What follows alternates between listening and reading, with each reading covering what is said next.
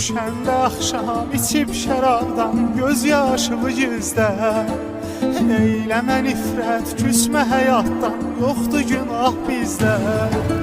Düşəndə axşam içib şərabdan göz yaşımı gizlə. Eyləmə nifrət, küsmə həyatdan, yoxdur günah bizdə.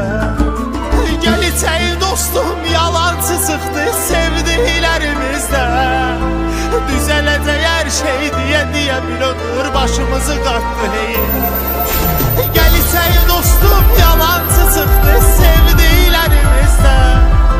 Düzələcək hər şey deyə bir ömür başımızı qatdı hey.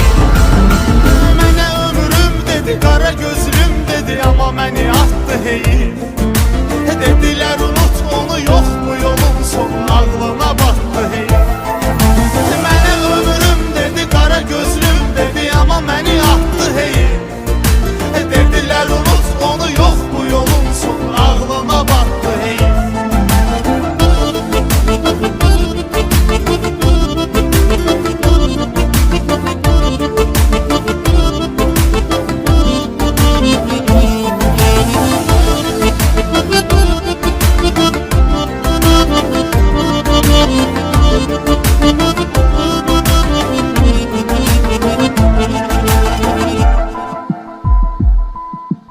Tapıb getirdim hər nə istədi, yarım açmamış ağzım.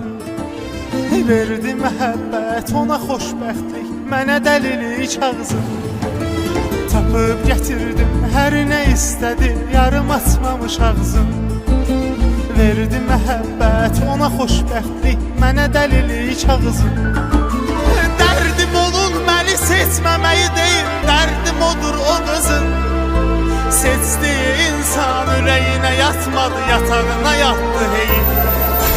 Dərdim onun məni seçməməyi deyil, dərdim odur o qızın. Seçdiyi insan ürəyinə yatmadı, yatağına yatdı hey. Mənə həyatım dedi, getməyəcəm dedi, amma məni atdı hey. Dedilər kasıbın sevgisi yolumur, ağlına batdı hey. Mənə həyatım dedi, getməyəcəm dedi, amma məni atdı hey. Dedilər kasıbın sevgisi yolumur, ağlına batdı hey.